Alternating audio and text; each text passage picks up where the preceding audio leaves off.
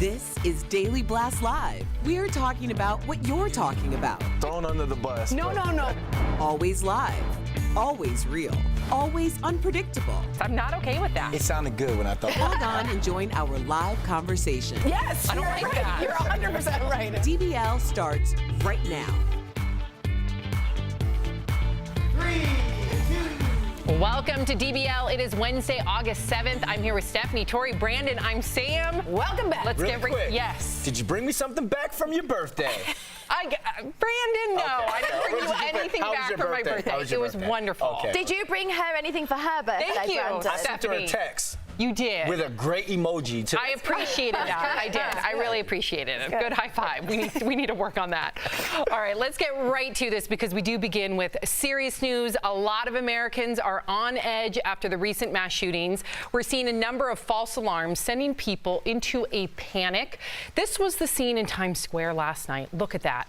Police say the sound of a motorcycle backfiring sparked a stampede of people screaming, crying, trying to get to safety. Then another false alarm in Utah, okay? Let's look at this. When a sign fell down at a Salt Lake City mall, police say someone yelled shots during this concert, sending everyone into a frenzy. And it's a similar story at a Louisiana Walmart. According to a 911 call, people started running and screaming when they thought they saw a gun. But again, no gun, just some men arguing. So DBL Nation, we want to hear from you on this one. Are you on edge after these recent shootings? Head to dblvote.com. Tori, I'm not surprised by this, considering that it is in our news cycle over and over and over again. We just had 3 mass shootings in the matter of a week. If I heard a motorcycle backfire, I would think it's a shooting. Or like a balloon popping or anything like that. We're all on edge, and the American Medical Association is also saying this is a real condition. We all have a bit of PTSD right now. I also just want to bring up some education for everyone.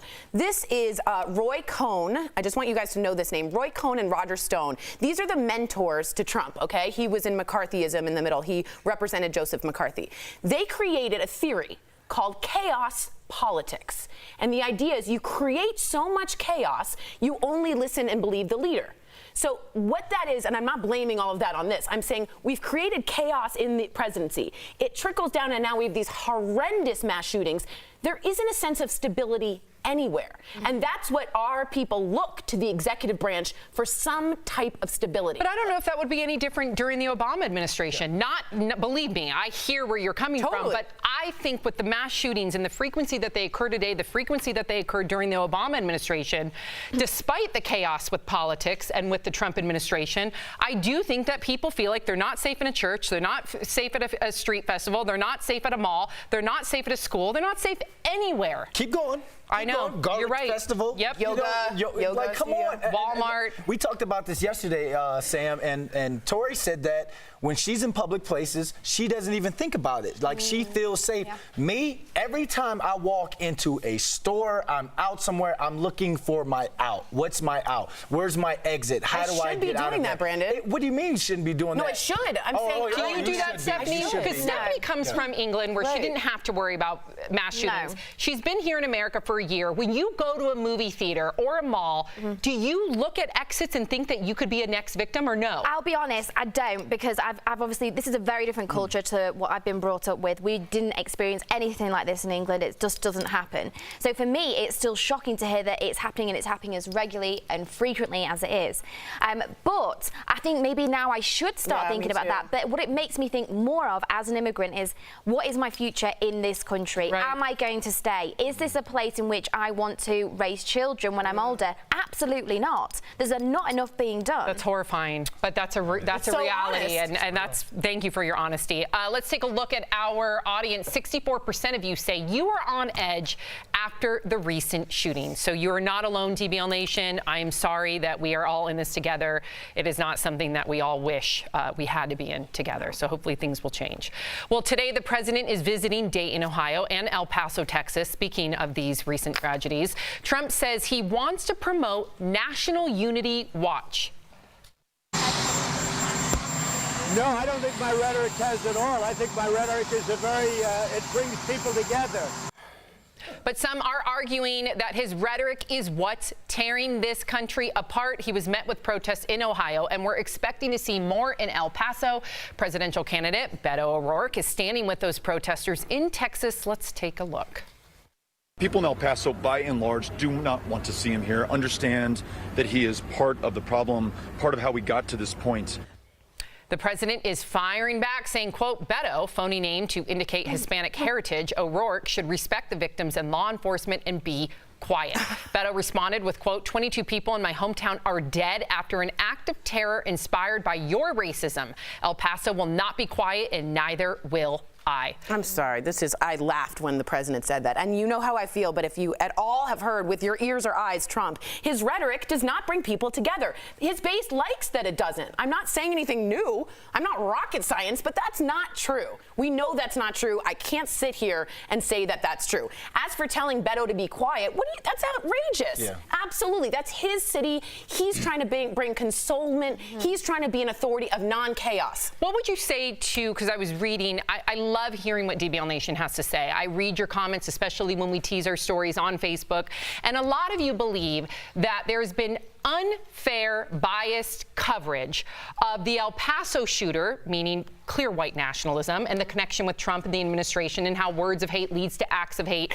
But we don't see that same type of coverage with the Dayton, Ohio shooter, who was really linked to far left extremism when it comes to praising Bernie Sanders, Elizabeth Warren. So what would you say to that, Tori? I guess, and I just want to say very clearly, I don't condone either one. Either radical on either side is absolutely unacceptable in this country. Absolutely. What scares me, and I don't know about more of the Dayton, I know more about El Paso, is the manifesto that came out with direct quotes from Trump. He drove 9 hours specifically to kill Mexicans. Yeah. That seems more targeted, and maybe I'm incorrect and I need to know more about Dayton.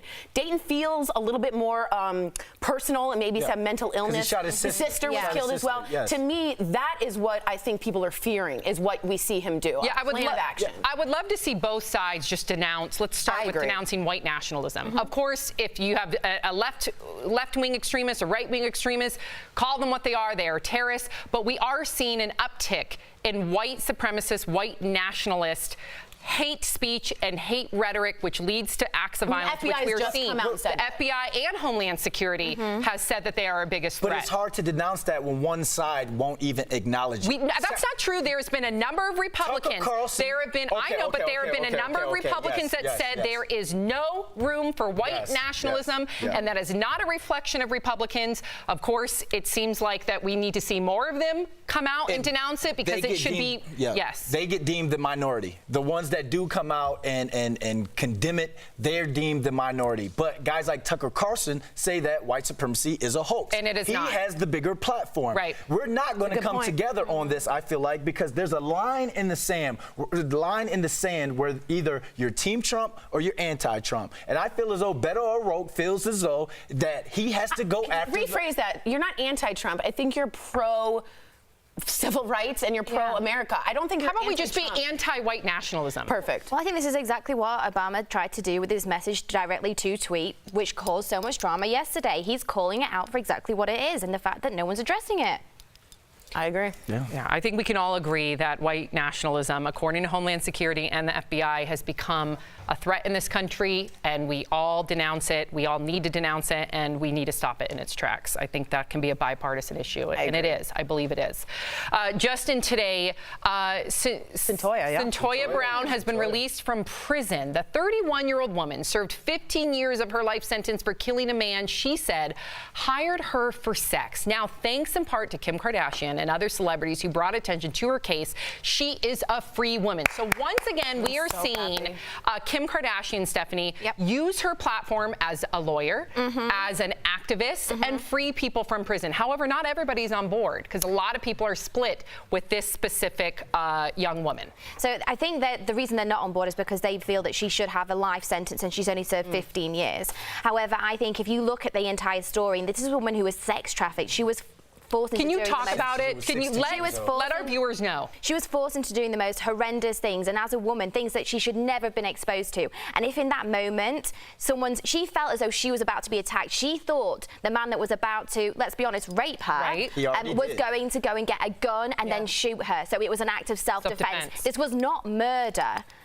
In my eyes, it's self-defense. Now, the prosecution did say which sentenced her. First of all, she was 16 and sentenced as an adult. So many people thought that was egregious in its own right. But the prosecution said, Brandon, that she robbed him, that there were phone calls where she admitted to robbing him. There was a nurse at the hospital where she admitted to robbing him. So you do have completely two different narratives. I tend to agree with you, Stephanie, but there is a whole different narrative that we have to address. True, but legally, those circumstances might help you have some kind of bias. It doesn't really matter. If you fear for your life in this country, you are allowed to protect yourself. So even though she robbed him and did that, it's a bit extraneous because that doesn't matter. What about the fact that she'd been raped by this man? Those are also all circumstances. What about the fact that she was 16 when she got sentenced and she should have been 18 to have that sentence? Absolutely. And again, I got to give a shout out to Kim. I know. She's not really doing this for publicity, it seems. It seems she's trying to do the right thing. Yeah, I mean, you can look at that and people can say like, oh, she robbed him. Let's say you shoot her.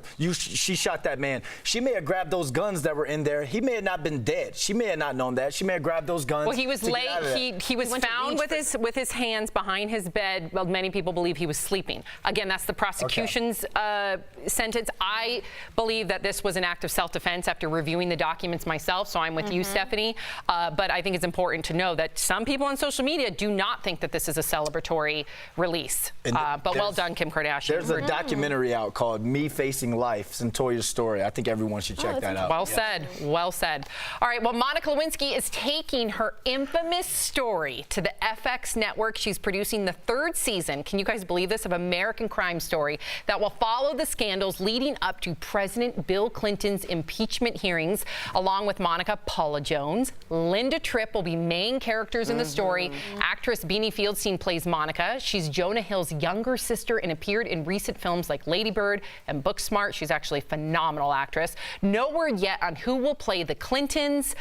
Tory. Now, we all saw the success of The People versus OJ. Emmy Awards, Golden Globes, lots of accolade. What do you think will happen with this? Brandon and I were talking about this earlier, and first of all, I think it's fantastic that Lewinsky is taking control of this, and this is why. We've heard his narrative for 20 years. Okay, let's be honest. It's been biased. We've heard her. She's never really had a chance to specifically say her piece in power. So I'm happy to hear her side of it. Here's why I'm against it. It's coming out right at the election. That's what many people are saying. This is not a good idea, people. You're going to get people not going to the voting booth. And as Brandon and I both think, I think you're going to help the incumbent Republican. Yes. People are going to look at Democrats and say, you know, sleazy guy. And maybe he was. People need to stop putting all Republicans in one basket, all Democrats in one basket, and say this person is sleazy, this person is sleazy. It doesn't matter if you're Democrat, Republican, call him out. Well, He was sleazy. He was sleazy. This is coming from a Democrat. Trying to get people to separate. Yeah, good luck. We need to be better. And here's another reason why I think it's irresponsible. Not only because it's going to air the final 6 weeks of the 2020 election, but remember the first season, the success they had with OJ. What if they would have aired that during his parole hearing? He may not have got out. I just feel like, have we not all moved on a little bit? And like, has she not told a story already? She hasn't. And for the Me Too, she has. I don't think in the Me Too movement she is the definition of sexual assault bully. I think she has a right to say something. We shall wait and see. Chime in, DBL Nation. DBL is live. Coming up, a grandma's regret of never seeing the ocean turned into the ultimate adventure with her grandson, how he stepped up to make sure all of her wishes came true. Plus, a father shows his son the world after the young boy loses his eyesight. Don't miss this. Powerful heart threads coming up next. And you, the viewer, are our 5th host. A Midwest town is banning city employees from using nicotine and tobacco to encourage healthier behavior. But does this ban go too far? We're going to talk about that in 5th host next.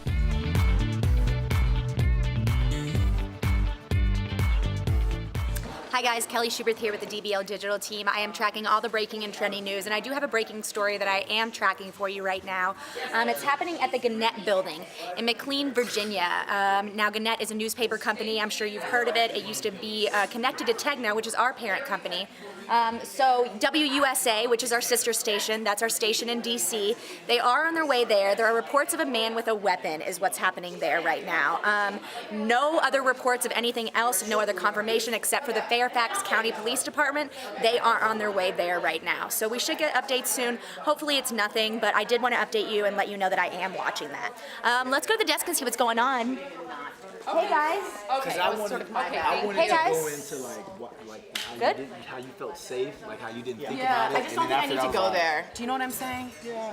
So Kim's not a lawyer yet. No, So I want to no. retract that. I did say to Stephanie, she's a lawyer. We know that she took the studying. bar. No, she hasn't taken it. Okay, She's she hasn't. She's just studying for it. Okay, so she's studying for her bar. She's hoping to become a lawyer.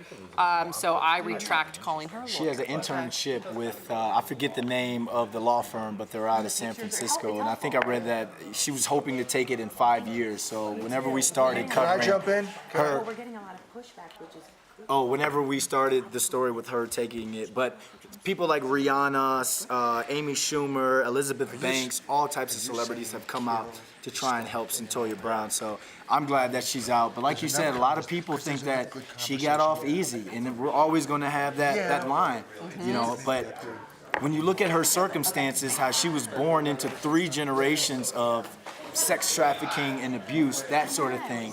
It's just this woman had a horrible story, and that's why I say I hope people go and watch this documentary. It's called Me Facing Life, Centoya's Story. You should go look at it when the police she's being interviewed at 15, 16 years old, and she's talking about what her pimp named Cutthroat was doing to her. She was a victim from day one, in my opinion.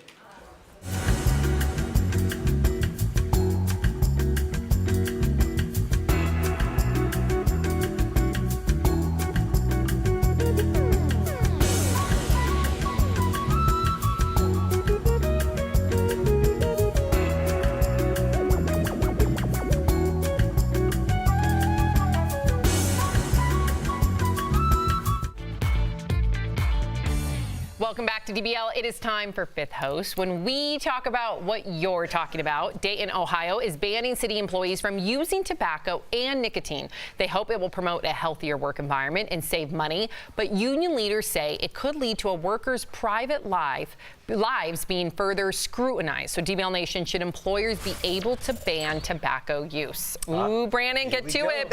See these comments. Sheila from Facebook says, how is this even legal? I wonder how much obesity costs employers per year. Now, I know Tori's going to jump on me, but I am okay with this. And Sam, I will hope you will be okay with this as a small business owner, because healthcare is costing these businesses and these companies hundreds of billions of dollars a year.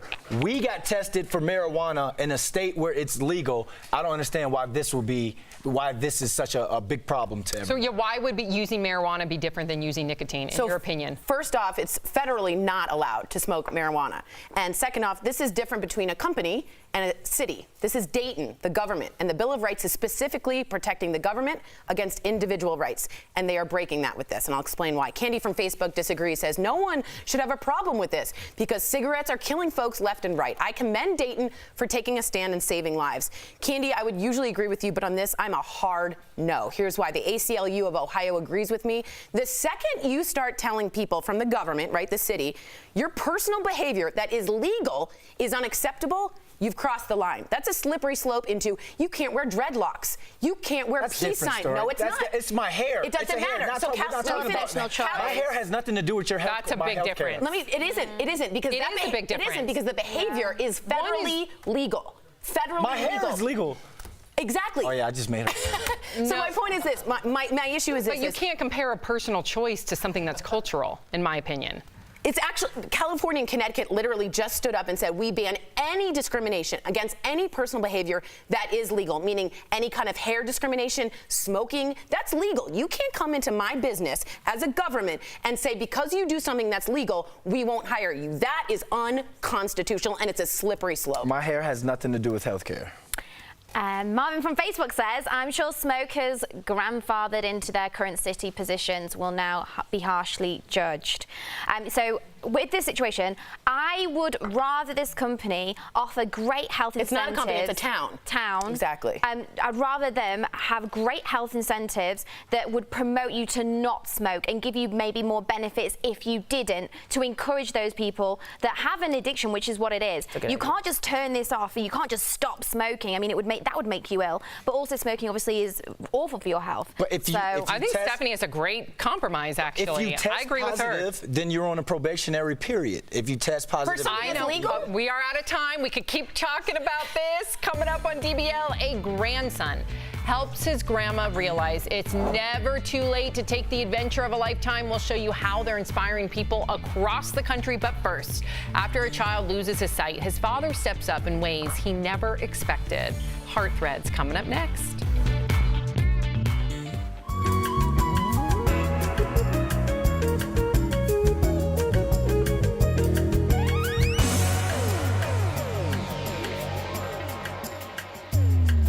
Let's go up here, actually. Wait, hold up, Brandon, save it. I want to hear what you just said. Go ahead.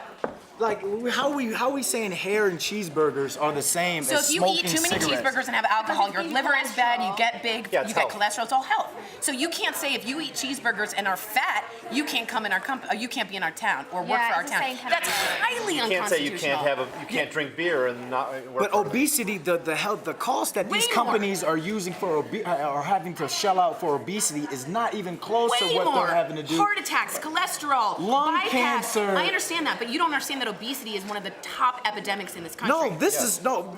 I just read that smoking, lung cancer, that the cancers from smoking is the #1 cause of deaths or whatever like Agreed. that you do to Agreed. yourself. Agreed. Smoking cigarettes. But cigarettes do lead to lung cancer. Obesity and alcoholism lead to a variety of problems that cause an enormous that's just not a billions cheeseburger. of dollars. That's just not a More people- cheeseburger. That's sugar. That's a lot of Right, things. so if you have a slippery slope So and you you wanna can't say you smoke, can't- you can have sugar? But you're choosing to go The smoke a government cigarette. can't choose. Sugar is in the everything. government can't choose what you can do legally or not. That is totally not right. That's why we Good job. left Good England. job. Good job. Nice. Good job. I had too much coffee. And do I look like Dorothy? Here, I just want to show you real quick. Stephanie said something, and now I can't. Steph, look at this. Watch. And then I should do it. And watch. You just need a little basket. Right? And a dog. With Barnaby. Oh, She left.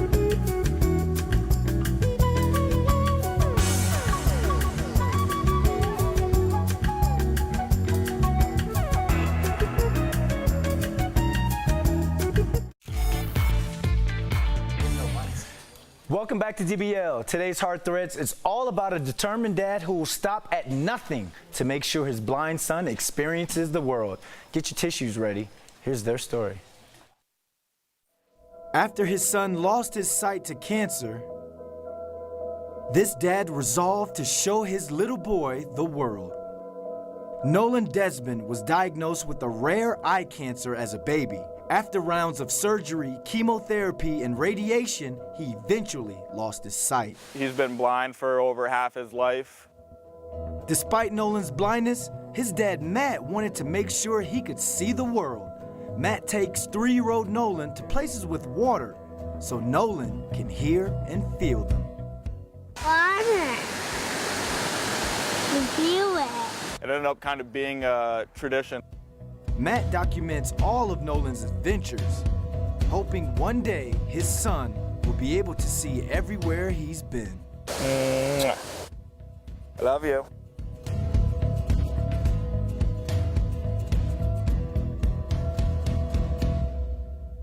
That was absolutely beautiful. We'll be right back. Promotional consideration is brought to you by Naomi, she said I was talking about breaking two, and I said no one will remember it. Naomi said she did. Naomi, that's why I love you. I think I do have share heights. Copy those files from the green packet. What happened? She put her finger in my tea again. No, it's. And I think that's unprofessional, hurtful. I want that. Why is she wearing headphones? Yeah, she is walking around like, I don't know, like a DJ. She's like the She looks like the pink ghost in Pac-Man. She does. That's a good one. That's my girl. I just played that somewhere the other day. That's what I'm saying that. And I was like, is it weird? It's hard. Dude, does it give you anxiety? Yeah. I don't like it when they're right behind me. What the and hell I'm like, was that? I just played it. But then they trap you, like in the corner, and it's over. It's weird. I don't know. There's like, I'm not a person that suffers from anxiety, but like Pac-Man does.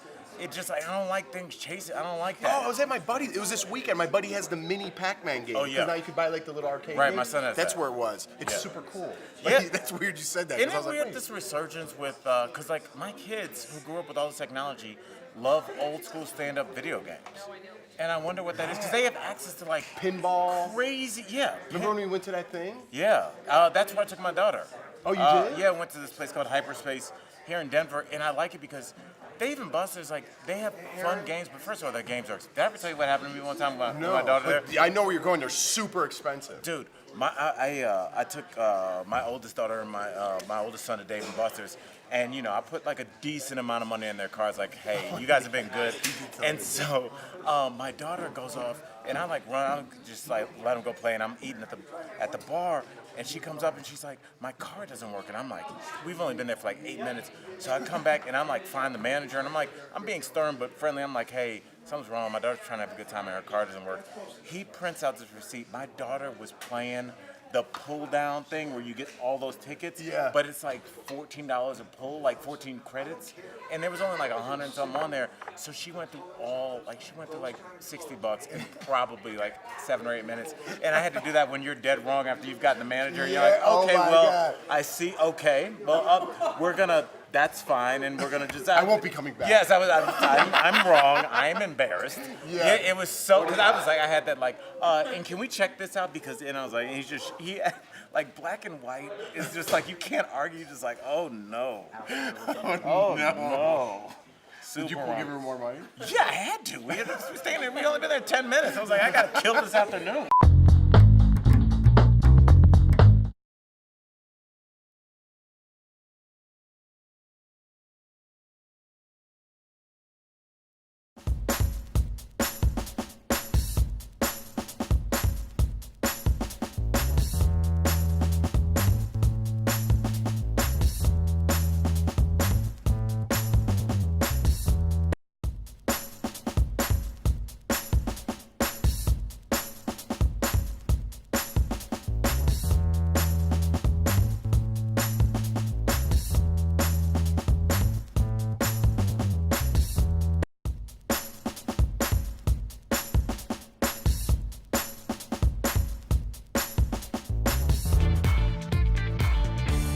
Welcome back to DBL. Before we go, we have to give a big DBL shout out to an inspiring duo capturing the hearts on the internet. Meet 89-year-old Grandma Joy and her grandson Brad. They're on the ultimate road trip together. So far, they visited 29 national parks. Brad committed to the adventure after Joy said she regretted never seeing the ocean or the mountains. They hope this journey will let other young people know you're never too cool to hang out with your grandparents. Why would anyone think that? That's not cool. A lot of my friends are considerably older than myself. Shout out to Carol in London. She's in her 70s. And Carol in London. She's coming to visit, actually. And you'd rather go, are you related? He's making it about him. Making it about him, Stephanie. Would you rather hang out with Carolyn than, say, some of your younger friends? Yeah, definitely, because they've got so much more life experience. They're wiser, they're more intelligent, and they're just generally more fun. There you go. We'll see you same time, same place tomorrow. Bye, guys. Have a great day.